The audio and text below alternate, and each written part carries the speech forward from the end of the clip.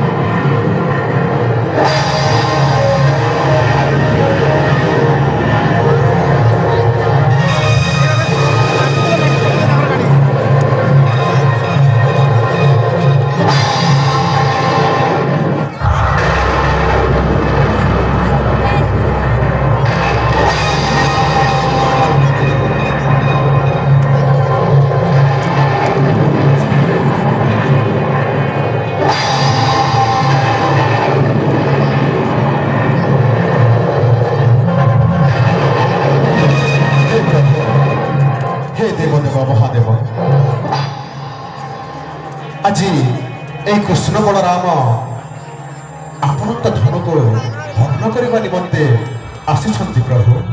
ক্ষমা করিব এই কৃষ্ণ বলরাম। যাও প্রভু, যাও।